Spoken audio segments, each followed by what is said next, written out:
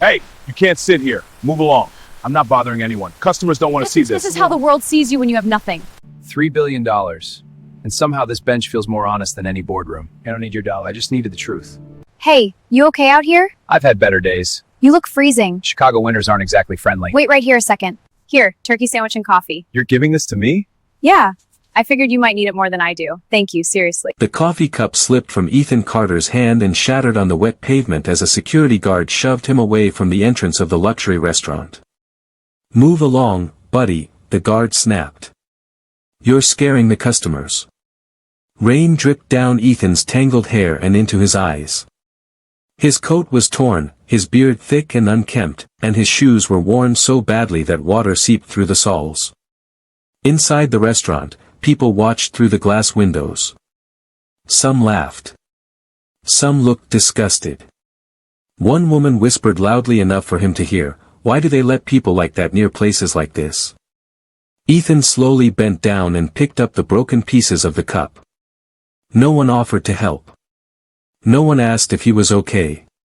And that was exactly the point. Because the man everyone thought was a homeless nobody, was actually one of the richest men in America. Ethan Carter. 35 years old. Founder and CEO of Carter Technologies. A man worth nearly $4 billion. And tonight marked day 13 of the most unusual experiment of his life. Ethan walked away from the restaurant quietly and sat on a bench across the street. A black SUV rolled slowly past him. Inside the tinted windows sat his head of security, Marcus. Marcus lowered the window slightly. "You don't have to keep doing this, sir," Marcus said in a low voice. "We've seen enough." Ethan shook his head. "Not yet." Marcus frowned. "You've been sleeping on benches for almost 2 weeks.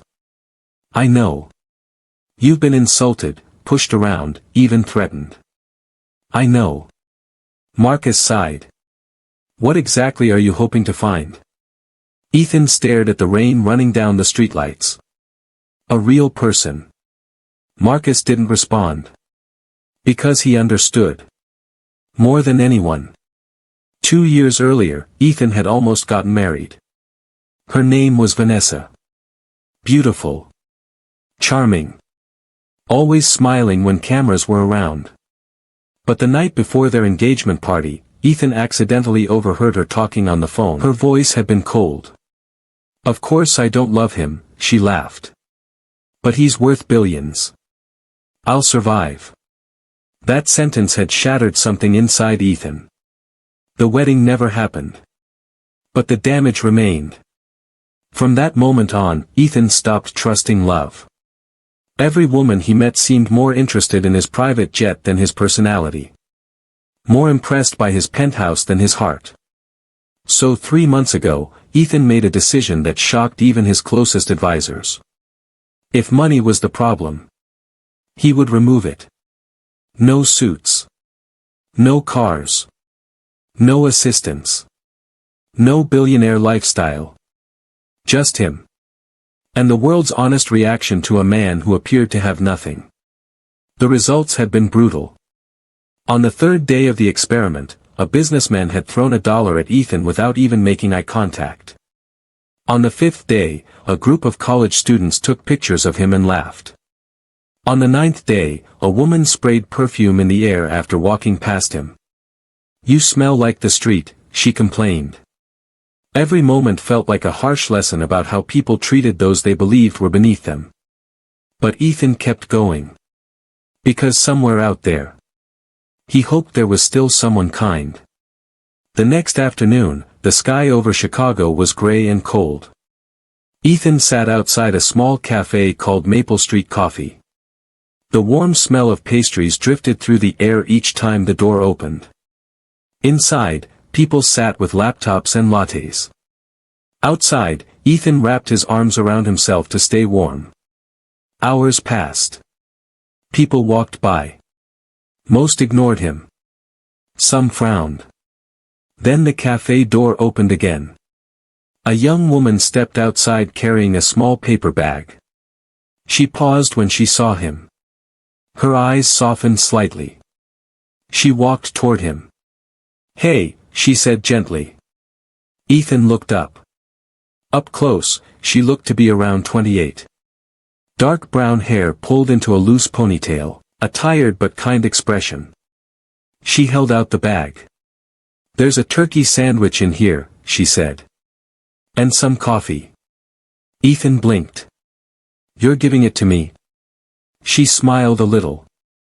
"Well, I wasn't planning on eating 2 lunches." Ethan took the bag slowly. "Thank you." "You're welcome." She sat down on the other side of the bench. Ethan was surprised. Most people who gave him food left quickly. But she stayed. "I'm Anna," she said. "Ethan." She looked at him thoughtfully. "You've been sitting out here a lot lately." He nodded. "Trying to figure things out. Life stuff. Something like that." Anna leaned back slightly. "Life hits hard sometimes." Ethan looked at her. "You sound like you know." She chuckled softly. "Oh, I definitely know." She pointed to the cafe behind them. "I work there. Double shifts most days. Rough. My dad used to say tough times build tough people." "What did your dad do?" Her smile faded slightly. "He used to run a mechanic shop." "Used to?" She nodded. "He passed away 3 years ago." Ethan felt a small pang of guilt. "I'm sorry." "It's okay," she said quietly. "Life goes on."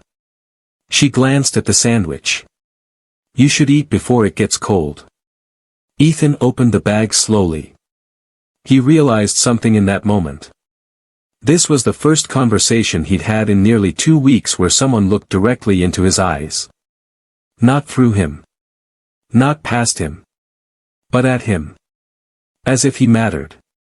And somehow, that simple kindness felt more powerful than anything money had ever bought him. Anna stood up after a moment. "I've got to get back inside before my boss thinks I quit." She hesitated. Then added softly, "You should come by again tomorrow. I usually work afternoons." Ethan nodded. "I will." She smiled. "Take care, Ethan." And just like that, she walked back inside. Ethan sat there holding the warm coffee cup. Across the street, Marcus's SUV was still parked. Marcus watched the whole thing through binoculars. He picked up his phone and quietly said, "Sir. I think something interesting just happened." But Ethan didn't hear him. Because for the first time since the experiment started, he felt hope. And he had no idea that the small act of kindness he had just experienced would soon change both of their lives forever. When you're ready, say, batch 2, and I'll continue the next 1,000 words of the story while building stronger drama, tension, and emotional escalation toward the big reveal. The next afternoon, Ethan returned to the bench outside Maple Street Coffee earlier than usual. The cold Chicago wind pushed through the streets, carrying the distant sounds of car horns and chatter. Ethan pulled his worn coat tighter around his body and tried to ignore the stares from people walking by. Some glanced at him with curiosity. Others with clear discomfort. A man in a business suit slowed down near the bench, dropped a crumpled dollar bill beside Ethan's shoe, and kept walking without saying a word. Ethan stared at the dollar for a moment.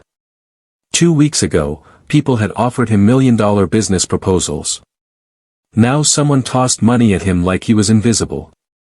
He didn't pick it up. Instead, he waited. About 20 minutes later, the cafe door swung open. Anna stepped outside carrying a tray of empty coffee cups.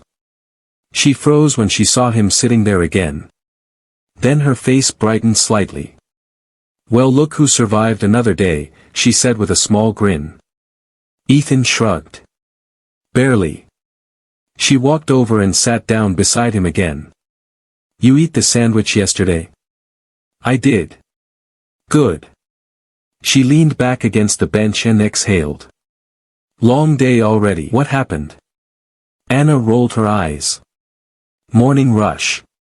One guy ordered a latte and complained for 10 minutes because the foam looked too emotional.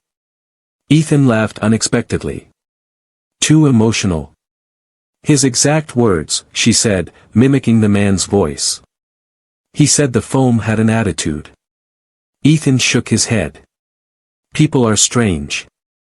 Tell me about it. She glanced at him again. You okay today? Ethan hesitated. I've been better. What happened? Got pushed out of a restaurant last night. Anna frowned. Seriously? Security. Did you do something? No. That's messed up. She looked genuinely upset. Ethan studied her expression carefully. Most people had watched that exact moment and laughed. But Anna looked angry on his behalf. That kind of stuff happens a lot, she asked quietly. Ethan nodded. More than you'd think. Anna sighed. My dad used to tell me something when I was younger. What was it? That the way someone treats people who can't do anything for them, shows who they really are. Ethan looked down at the sidewalk. That's a smart man. He was. They sat in silence for a moment. Then Anna suddenly stood up. Wait here. Ethan watched as she hurried inside the cafe. A minute later she came back out holding 2 steaming cups of coffee. She handed one to him. On the house. You'll get in trouble. She shrugged. Probably. You're risking your job. Anna took a sip from her own cup. Relax. My boss isn't that scary. As if the universe heard her, the cafe doors suddenly swung open again. A heavy-set man with a thick mustache stepped outside. He immediately spotted Anna sitting with Ethan. Anna, he barked. Anna winced. Speak of the devil. The man marched over. What are you doing out here? Break time. With him? Anna crossed her arms. Yes, with him. The man looked Ethan up and down with clear annoyance. Listen, buddy, he said sharply. Customers don't like seeing homeless people hanging around. Anna frowned. He's not bothering anyone. Still bad for business. Ethan slowly stood up. It's okay, he said quietly. I'll leave. Anna looked frustrated. You don't have to. It's fine, Ethan said gently. The manager nodded. Good idea. Ethan walked away down the street without looking back. But inside, something twisted in his chest. Because for a brief moment, sitting on that bench with Anna had felt normal. And normal was something he hadn't felt in a very long time. Across the street, Marcus watched everything again from inside the SUV. He spoke quietly into his phone. She stood up for him again. A voice responded from the other end. Interesting. Marcus looked through the windshield as Ethan walked away slowly. Yes, Marcus said. Very interesting. That evening, Ethan sat alone on another bench several blocks away. The temperature dropped quickly as night settled over Chicago. For the first time since starting the experiment, Ethan felt something unexpected. Disappointment. Not because of how people treated him. He had already accepted that reality. But because he had started to enjoy talking to Anna. And now he wondered if the cafe manager would stop her from coming outside again. Just as he was thinking that, a familiar voice called out. Hey! Ethan turned. Anna jogged toward him, slightly out of breath. You walk fast for someone who claims he barely survived today, she said. Ethan blinked. You followed me? Yeah. Why? She shrugged. My boss gets grumpy sometimes. He seemed more than grumpy. Don't worry about him. Anna sat down beside Ethan again. I didn't want you thinking everyone there is rude. Ethan studied her face. You didn't have to do that, I know. Then why did you?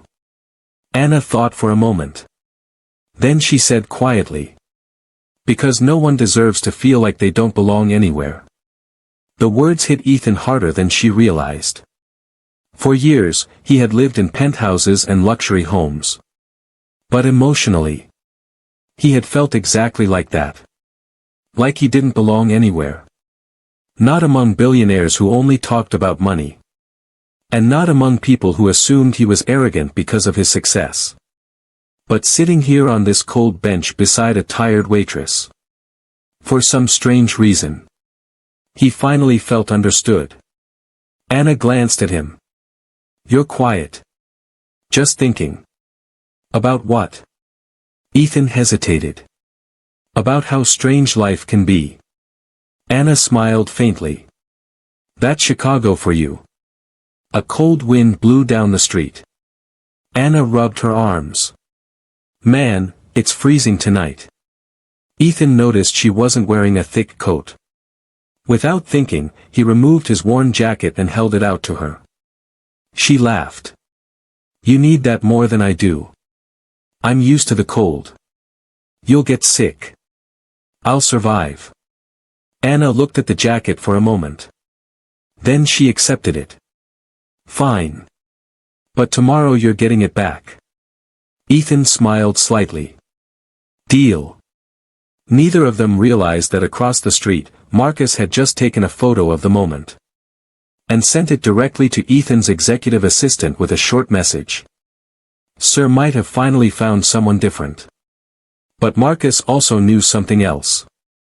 This situation was about to become far more complicated than Ethan expected. Because sometimes the truth could destroy the very connection someone was trying to protect. And the biggest test of Ethan's experiment had not even begun yet. The next few days passed in a rhythm neither Ethan nor Anna expected. Every afternoon, Ethan would appear somewhere near Maple Street Coffee. Sometimes on the bench. Sometimes leaning against the brick wall across the street. And every afternoon, Anna found a reason to step outside. Sometimes she brought leftover pastries. Sometimes coffee.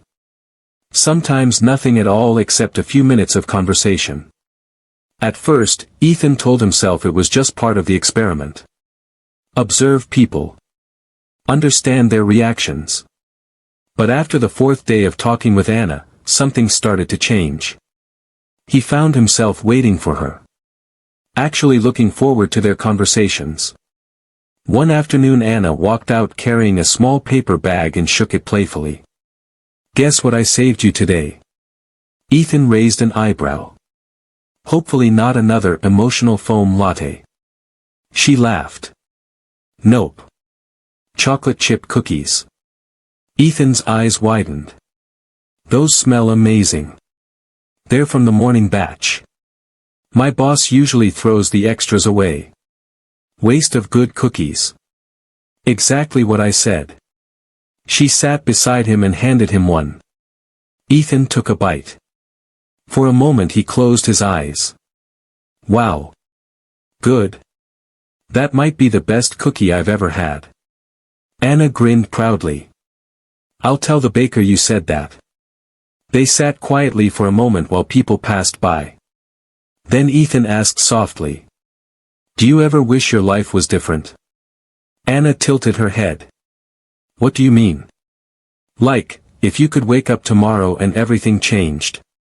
She thought about it. "Honestly? Yeah.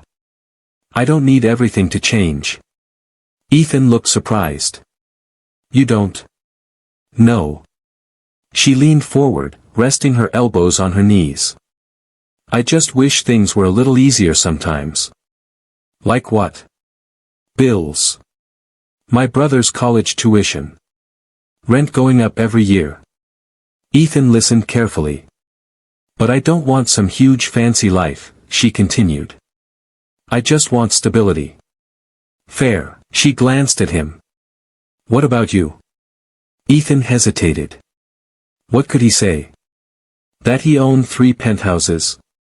That he had a private jet parked in a hangar downtown? Instead he said quietly, "I used to think success would make life simple. And it didn't." Anna nodded slowly. That sounds about right. At that moment a sleek silver car pulled up across the street. Two well-dressed women stepped out, laughing loudly as they approached the cafe. One of them spotted Ethan sitting beside Anna. Her face twisted in disgust. "Anna, seriously?" she scoffed. Anna looked up. "Oh, hi, Jessica." Jessica crossed her arms. "You're hanging out with a homeless guy now?" Anna's expression hardened. "His name is Ethan." Jessica laughed. "You're joking, right?" "No." Jessica looked Ethan up and down like he was a piece of trash on the sidewalk. "You know he's probably lying about everything, right?" she said to Anna. "People like that always have some sad story." Anna stood up. "That's enough." Jessica smirked. "Oh, relax. I'm just telling the truth." Ethan spoke calmly. "I didn't mean to cause trouble." Jessica waved dismissively. "Of course you didn't. You probably just sit here all day waiting for handouts."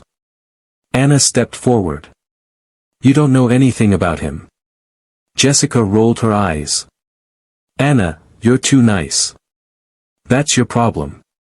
Then she turned toward the cafe door. "Come on," she told her friend. "Let's go somewhere that doesn't smell like the street."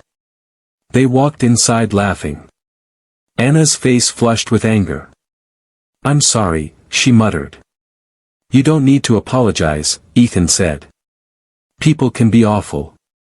I'm used to it." Anna shook her head. "No one should get used to that." Ethan watched her quietly. Her anger wasn't fake. She truly hated seeing someone treated unfairly. And that made Ethan admire her even more. Later that night, dark clouds rolled across Chicago again. By evening, the storm hit. Wind roared between buildings. Rain poured down so heavily it looked like sheets of water falling from the sky. Ethan sat under the cafe awning trying to stay dry. The streets emptied quickly. Shops closed early. Within minutes, the sidewalk was nearly deserted. The cafe lights turned off. Anna stepped outside holding her umbrella. She spotted Ethan immediately.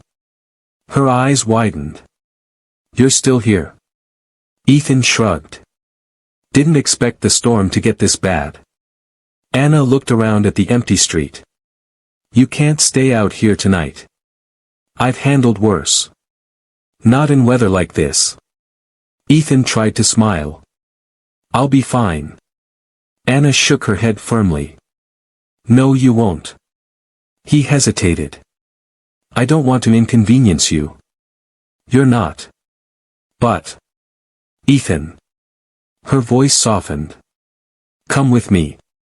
He looked confused. "Where?" "My apartment." "You're serious?" "Yes." "You barely know me." Anna smiled faintly. "I know enough." Ethan felt his heart beat slightly faster. "You're trusting a stranger. You don't feel like a stranger." The rain intensified, slamming against the pavement. Anna held out her hand. "Come on." Ethan stood slowly. For a moment he wondered if he should refuse. After all, the entire experiment depended on keeping his identity secret. But something about Anna's kindness made it impossible to say no. They ran through the rain together. 2 blocks later they reached a small apartment building. Anna unlocked the door and led him upstairs. The hallway smelled faintly of old wood and laundry detergent. She opened her apartment door. "Welcome to my palace," she joked. The apartment was tiny but warm. A small couch sat beside a cluttered coffee table. Family photos covered the walls. Ethan stepped inside carefully. "It's nice."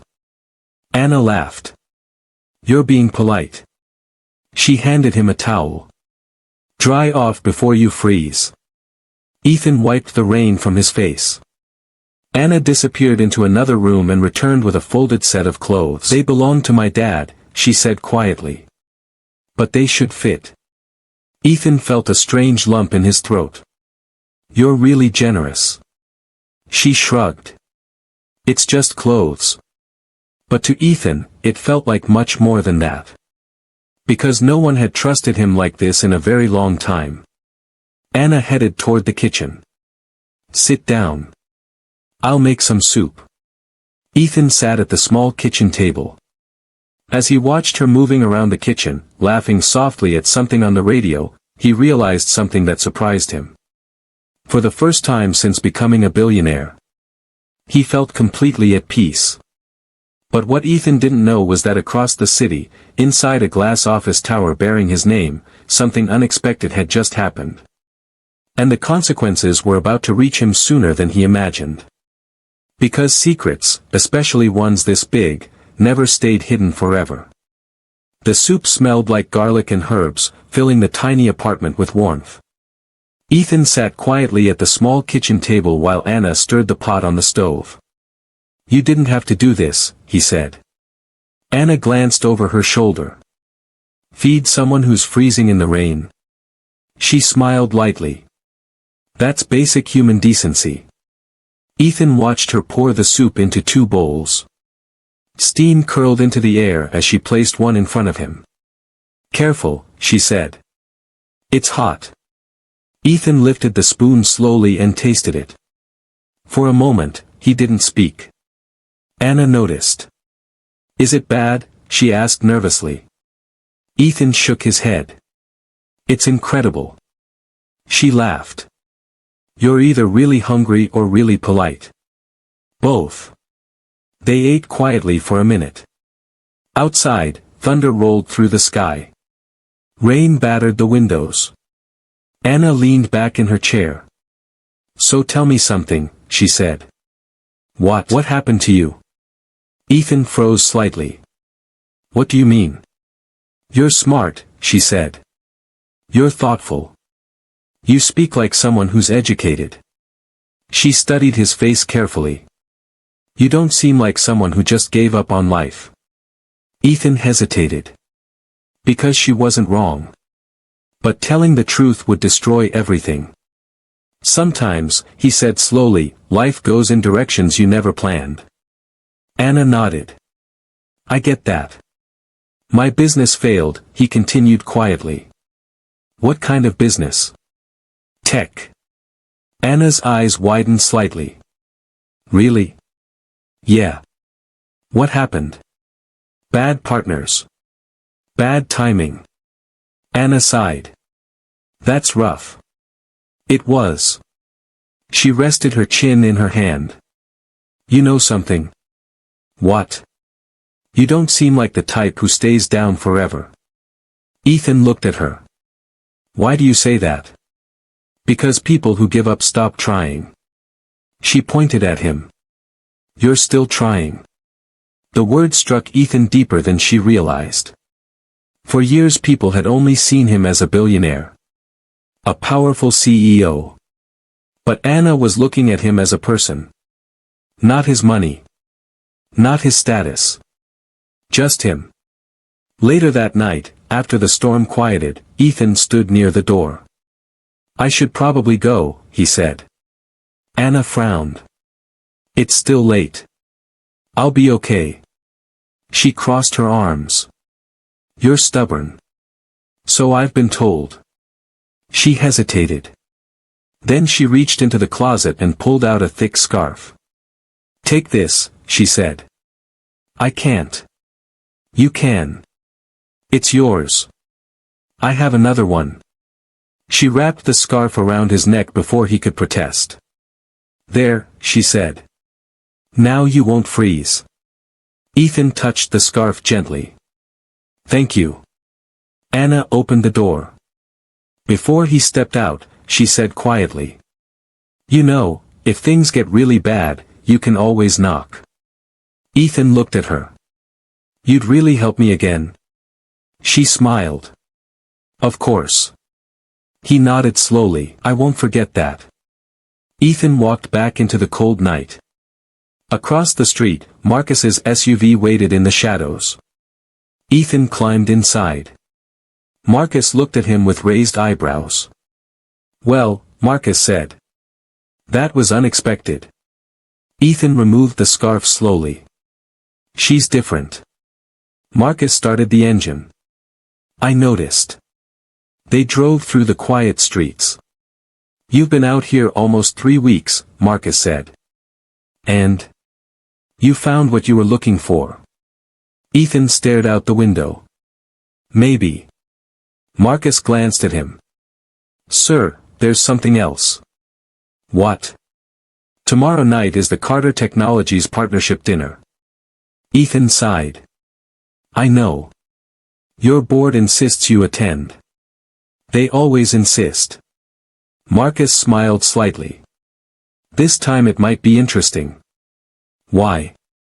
Marcus handed him a tablet. Ethan looked at the screen. It was a guest list. Halfway down the list he saw something that made him sit upright. Maple Street Coffee, Staff Representative, Ana Rodriguez. Ethan blinked. She's invited? Marcus nodded. Local Business Appreciation Event. Ethan leaned back slowly. That complicates things. Marcus smirked. You think? The next evening, the grand ballroom of the Lakeshore Grand Hotel glittered with chandeliers and crystal glasses. Executives, investors, and business leaders filled the room. Anna stood near the back holding a small clutch purse. She felt completely out of place. Just smile and survive the night, she muttered to herself. Her cafe owner stood beside her. Wait until you meet the CEO, he said excitedly. Ethan Carter is a genius. Anna half listened. Her thoughts drifted to the bench outside the cafe. To the strange, thoughtful homeless man she'd been talking to for days. Suddenly the lights dimmed. A voice echoed across the ballroom. Ladies and gentlemen, please welcome the founder and CEO of Carter Technologies. Anna looked toward the stage. Mr. Ethan Carter. The doors opened. A tall man stepped inside wearing a perfectly tailored black suit. Clean haircut. Confident posture. The crowd erupted in applause. Anna's heart stopped. Her breath caught in her throat. No way, she whispered. Because the man walking across the stage was Ethan. The same man who sat outside her cafe. The same man who ate cookies with her on the bench. The same man who wore her father's clothes during the storm. But now he stood under bright lights with hundreds of people clapping for him. Anna's mind spun. This can't be happening, she murmured. Ethan reached the podium. For a moment, his eyes searched the room. Then they found her. Anna stood frozen. Confused. Shocked. Hurt. Ethan paused mid-speech. The entire ballroom watched silently. Then he said something no one expected. There's someone here tonight, he said slowly, who showed me more kindness than anyone I've met in years. Anna felt every eye turn toward her. Ethan stepped down from the stage. And began walking straight toward her. The room fell completely silent. Anna's heart pounded as he stopped in front of her. You deserve the truth, he said softly. Her voice trembled. You lied to me. I know. Everything you told me was real, Ethan said. Except the part about being broke. Anna shook her head in disbelief. You're a billionaire. Yes. And you let me think you were homeless? Ethan swallowed. I needed to know if someone could care about me, without knowing who I was. Anna stared at him. The room held its breath. Why? She asked quietly. Ethan looked directly into her eyes. Because I was hoping someone like you still existed. Anna didn't respond immediately. The silence stretched across the ballroom. Then finally she said. You should have trusted me with the truth. Ethan nodded slowly. You're right. Another pause. Then Anna sighed. You're lucky I'm not throwing that soup bowl at your head right now. Ethan blinked. Is that a possibility? She smiled slightly. Maybe. The crowd laughed softly. Ethan exhaled in relief. Can we start over? He asked. Anna crossed her arms. On one condition. Name it. No more pretending. Ethan smiled. Deal. And for the first time in years, the billionaire who had everything finally felt like he had found something real.